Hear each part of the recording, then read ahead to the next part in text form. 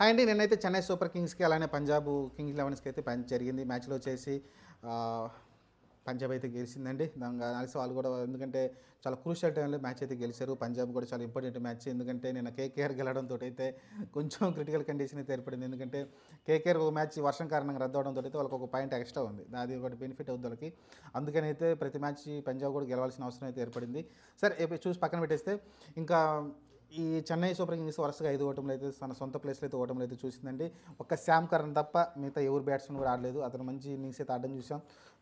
8 పరుగులతోటి మంచి ఇన్నింగ్స్ అయితే ఆడడం చూసాం. బ్రేవిస్ సహకారం అందించాడు. దాంతో పాటు చూసుకుంటే ఆల్అవుట్ అయిపోయారు. ఎందుకంటే ఏ బ్యాట్స్మెన్ సహకారం రావడంతో అయితే అందరూ ఆల్అవుట్ అయిపోయారు. ఇంకా బాల్స్ మిగిలి ఉండగానే 190 పరుగులు కొట్టారు. 191 పరుగులు టార్గెట్తో అయితే పంజాబ్ అయితే ముందుకొచ్చింది. దానిలో అయితే మీరు చూసుకుంటే ప్రియాన్స్ కానీ పబ్బు సిమ్రాన్ కానీ మంచిగానే స్టార్ట్ చేశారు. ఆ తర్వాత మీరు చూసుకుంటే ఇంకా శ్రేయస్ అయ్యర్ తనదైన శైలిలో మళ్ళీ ఒక మంచి ఇన్నింగ్స్ ఆడి మ్యాచ్ని అయితే ఫినిష్ చేశాడండి. ఆల్మోస్ట్ చెన్నై నుంచి అయితే మ్యాచ్ అయితే తీసేసుకున్నాడు. 4 వికెట్లు ఆడితే మ్యాచ్ అయితే గెలిచారు. ఇంకా చూసుకుంటే హైలైట్ వచ్చేసి మీకు చాహల్ వచ్చేసి హ్యాట్రిక్ చేసాడు చాలా రోజుల తర్వాత. హ్యాట్రిక్ కూడా చాలా రోజుల తర్వాత వచ్చింది మనకి హ్యాట్రిక్ కూడా. మంచి బౌలింగ్ అయితే వేయడం చూసాం. ఆ తర్వాత మార్క్ ఎయిన్సన్, హర్షదీప్ సింగ్ అందరూ కూడా మంచి బౌలింగ్ వేశారండి. ఓవరాల్ చూసుకుంటే అంత ఆల్రౌండ్ షో తోటి అయితే మిగతా అందరు ప్లేయర్స్ కాంట్రిబ్యూషన్ తోటి అయితే ఈ మ్యాచ్ అయితే గెలిచారు పంజాబ్ అయితే. ఇంకా చెన్నై అయితే అవుట్ ఆఫ్ ది టోర్నమెంటే. ఎందుకంటే ఇంకా చెన్నైకి ఇంకా ఛాన్సే లేదు ప్లే ఆఫ్కి వెళ్ళడానికి. ఏదో కొద్ది గొప్ప ఈ మ్యాచ్ గెలిస్తే ఉంటుందేమో ఏదో క్యాల్కులేషన్ అది చేసి పైన ఉన్న వాళ్ళందరూ దారుణంగా ఓడిపోయి వరుస ఓటములు చూస్తే ఛాన్స్ ఉండొచ్చేమో అనుకున్నాం. కానీ ఈ మ్యాచ్ ఓటంతో అయితే Chennai super Kings out of the play offs. అంటే ఈ ఐపీఎల్ ఇంకా ప్లే ఆఫ్కి వెళ్ళే ఛాన్స్ అయితే చెన్నైకి లేదండి. 10 మ్యాచ్ల్లో 4 పాయింట్లతో ఉంది. 8 మ్యాచ్లు ఓడిపోయింది ఇప్పటివరకు. ఇంకా చూడాలి. ప్రస్తుతానికైతే పంజాబ్ అయితే సెకండ్ ప్లేస్కి వెళ్ళింది 13 పాయింట్లతోటి. 10 మ్యాచ్ల్లో 13 పాయింట్లు అయితే ఉందండి.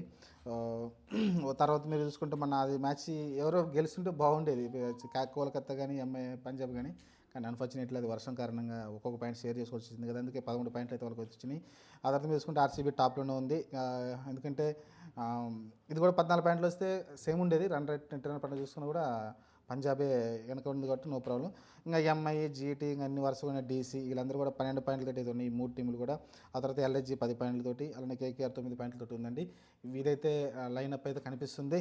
ప్రస్తుతం రోజుకి టేబుల్ అయితే మారిపోతూ ఉంది, అప్ అండ్ డౌన్ అవుతూ ఉంది. ప్రస్తుతానికైతే చెన్నై సో బ్యాడ్. ఎందుకంటే చెన్నైకి మ్యాచ్ చాలా ఇంపార్టెంట్ కానీ గెలవలేకపోయారు. ధోని స్టార్టింగ్లో మంచిగా అన్నప్పటికీ రీసెంట్గా జరిగిన 2 మ్యాచ్లు కూడా ఫెయిల్ అవుతూ వచ్చాడు. మిగతా ప్లేయర్స్ కూడా రుతురాజ్ గైక్వాడ్ లేని రోడ్ క్లియర్గా కనిపిస్తుంది వాళ్ళకి. అది మెయిన్ ప్రాబ్లం అనిపించింది. ఎందుకంటే రుతురాజ్ గైక్వాడ్ ఉన్నప్పుడు అతను మంచి స్టార్ట్లు అయితే ఇవ్వడం చూసాం. కానీ అన్ఫార్చునేట్లీ అతను ఇంజూరీ కారణంగా అవుట్ ఆఫ్ ది వెళ్ళిపోవడంతో అయితే కొంచెం చెన్నై కష్టాల్లో గెలిపింది. ధోని కెప్టెన్సీ తీసుకున్నప్పటికీ అదృష్టం అయితే కలిసి రాలేదు చెన్నైకి. ఈ సంవత్సరం చెన్నైకి చాలా బ్యాడ్ సంవత్సరం అనుకోవచ్చు ఒక రకంగా చెప్పాలంటే. కానీ కొత్త టీంలు అయితే చాలా ఫామ్లు వచ్చినాయి. ఎందుకంటే ఆర్సీబీ కావచ్చు, లేకుంటే ఆర్సీబీ ఇంతకుముందు కొంచెం లోగా ఉండేది.